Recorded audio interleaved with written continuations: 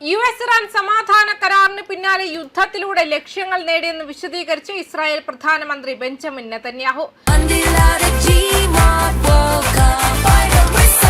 ഗോളടിക്കൂ, football സമ്മാനമായി നേടൂ. LED ടിവികൾക്ക് 70% വരെ ഡിസ്കൗണ്ട്. ആഘോഷിക്കൂ ഈ ഫുട്ബോൾ വേൾഡ് കപ്പ് ഗോപുനന്ദിലെ ജിമാർട്ടിനൊപ്പം.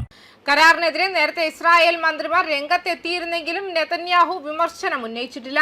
കരാർ ഉണ്ടെങ്കിലും ഇല്ലെങ്കിലും ഇറാന് ആണവായുധങ്ങൾ ഉണ്ടാകില്ലെന്ന് പറഞ്ഞ നെതന്യാഹു താൻ ഇസ്രായേലിന്റെ പ്രധാനമന്ത്രിയായിരിക്കുന്നിടത്തോളം കാലം അത് സംഭവിക്കില്ലെന്നും കൂട്ടിച്ചേർത്തു.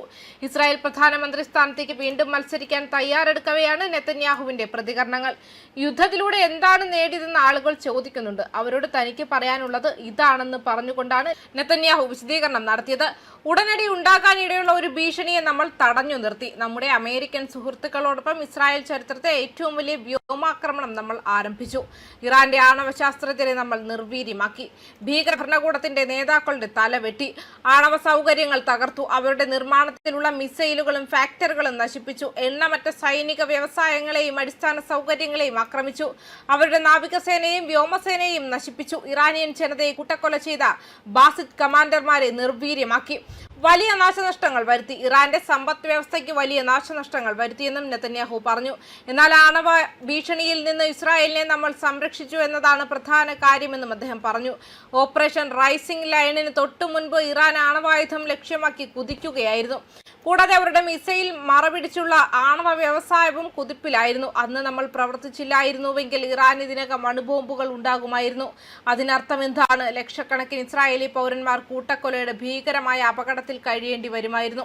നാശത്തിൽ നിന്നും ഇസ്രായേൽ രാജ്യത്തെ നമ്മൾ സംരക്ഷിച്ചുവെന്നും നെതന്യാഹു പറഞ്ഞു. എന്നാൽ ഈ പോരാട്ടം അവസാനിച്ചിട്ടില്ല. ജാഗ്രത നിലനിർത്തേണ്ടതുണ്ടെന്നും നെതന്യാഹു ഇസ്രായേലി പൗരന്മാരോട് പറഞ്ഞു. നമ്മെ തന്നെ പ്രതിരോധിക്കാൻ ശക്തരായും നിശ്ചയദാർഢ്യമുള്ളവരായും നിലകൊള്ളണം. ഇത് ഇറാനെതിരെ മാത്രമല്ല, അവർക്ക് വേണ്ടി നിലകൊള്ളുന്നവർക്കെതിരെയും അവരെ നമ്മൾ അഭൂതപൂർവമായ രീതിയിൽ ആക്രമിച്ചു. നമ്മൾ അത് ഗാസയിൽ ചെയ്തു, ലെബനനിൽ, സിറിയയിൽ, യമനിൽ ചെയ്തു. നമ്മൾ എല്ലായിടത്തും അത് ചെയ്തു. ഹമാസിന്റെ നേതാക്കൾ പലരെയും നമ്മൾ ഉന്മൂലനം ചെയ്തു. നമുക്കെതിരായ കൂട്ടക്കൊലയിൽ പങ്കെടുത്ത എല്ലാവരെയും, ഞാൻ കരുതുന്ന ഒരാൾ കൂടി ബാക്കിയുണ്ട്, അദ്ദേഹത്തെയും ഉന്മൂലനം ചെയ്യും. ആയിരക്കണക്കിന് ഭീകരരെയും ഭീകരരുടെ കേന്ദ്രങ്ങളെയും നമ്മൾ നശിപ്പിച്ചു. ഗാസയിൽ നിന്നും നമ്മുടെ എല്ലാ ബന്ദികളെയും നമ്മൾ തിരികെ കൊണ്ടുവന്നു, അവസാനത്തെ ആളെ വരെ. അത് സാധിക്കുമെന്ന് ആരും വിശ്വസിച്ചില്ല. ഞാൻ വിശ്വസിച്ചിരുന്നു. നമ്മൾ യഥാർത്ഥത്തിൽ ചെയ്ത് നമ്മുടെ മുഴുവൻ സുരക്ഷാ സിദ്ധാന്തവും മാറ്റിമറിച്ചു. നമ്മെ തന്നെ മാറ്റിമറിച്ചു. ഭയത്തിന്റെ അതിർത്തി നമ്മൾ തകർത്തു. നമ്മുടെ ജീവനെ ഭീഷണിപ്പെടുത്തുന്നവരെ നമ്മൾ ആക്രമിക്കുന്നു. എന്നിരുന്നാലും ഇറാന്റെ ആഭ്യന്തര രാഷ്ട്രീയ മാറ്റം പ്രവചിക്കുക അസാധ്യമാണെന്നും അദ്ദേഹം സമ്മതിച്ചു. ഈ ഭരണകൂടം എപ്പോൾ വീഴുമെന്ന് എനിക്ക് പറയാൻ കഴിയുമോ എന്നെനിക്കറിയില്ല. സോവിയറ്റ് ഭരണകൂടം എപ്പോൾ വീഴുമെന്ന് എനിക്ക് പറയാൻ കഴിയുമായിരുന്നോ? ഇല്ല, എനിക്ക് പറയാൻ കഴിയില്ല. നെതന്യാഹു യുദ്ധത്തെ പ്രതിരോധിക്കുന്നത് അദ്ദേഹത്തിന്റെ സർക്കാരിനെ സംബന്ധിച്ച് അതീവ സങ്കീർണമായ ഒരു ഘട്ടത്തിലാണ്.